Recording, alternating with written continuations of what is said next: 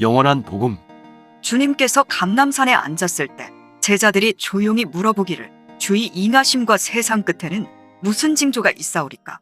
물어볼 때 대답하시기를 난리를 무서워하지 말고 미혹에 들지 않도록 주의할 일을 말씀하면서 거짓 선지자가 많이 일어나 많은 사람을 미혹하게 할 것이며 불법이 성함으로 많은 사람의 사랑이 식어지리라 하시면서 끝까지 견디는 자라야 구원을 받는 데는 이 천국 복음이 모든 민족에게 증거되기 위하여 온 세상에 전파되리니 그제야 끝이 오리라 하시었고, 계시록 14장 6절 이하에는 영원한 복음을 가졌는데 바벨론을 심판할 시간이 이르렀다고 하는 것을 사도 요한은 계시로 보았습니다.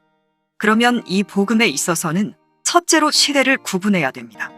천국 복음이 전파된 후에야 세상 끝이 온다고 하였고, 영원한 복음을 전할 때는 바벨론을 심판할 때라고 한 것을 보면 천국 복음은 은혜 시대에 전할 복음이요 영원한 복음은 심판기에 전할 복음이라고 봅니다. 그러므로 은혜 시대의 복음은 죄인을 불러서 중생을 받게 하는 복음이요 영원한 복음은 바벨론 세상이 한 시간에 불탈 때에 영과 육이 아울러 구원을 받되 이 땅 위에 남은 백성으로 새로운 시대에 들어가게 하는 복음이라고 봅니다. 여기에 대하여 세밀히 말하자면 다음과 같습니다.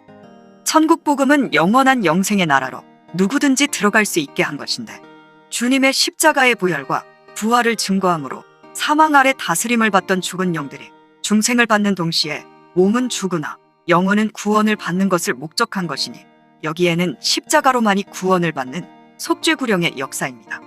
주님 오시기 전에는 하나님의 자녀들이 하나님 앞에 속죄제를 드리는 때이므로 죽은 영들이 중생받는 일은 없으므로 복음을 전하는 때가 아니고, 조상적부터 택한 이스라엘 민족이 유일신 하나님을 율법에 의하여 속죄제로 공경하는데요. 천국 복음을 전할 때는 누구든지 예수를 믿으면 천국에 들어간다는 것인데, 아무런 죄인이라도 회개하는 즉시에 천국으로 들어갈 수 있는 것입니다.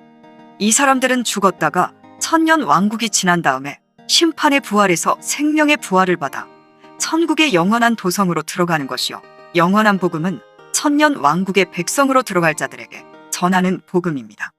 누구든지 짐승의 표를 받고 그 앞에 절하는 자는 다 죽게 되는 재앙이 내릴 때에 예언의 말씀을 믿고 순종함으로 짐승의 표를 받지 않고 보호를 받아 지상 왕국에 들어가는 백성들을 위하여 전하는 복음입니다.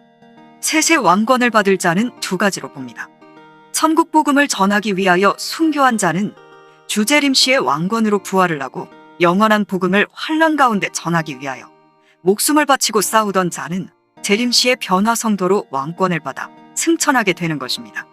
그러므로 왕권은 복음을 전하던 자에게 있되 순교를 하기까지 전한 자에게 있고, 시민권은 천국 복음을 받아 영원히 구원받은 자가 천국의 시민권이며, 영원한 복음에는 예언의 말씀을 믿고 순종한 자는 천년 왕국의 종족이 됩니다.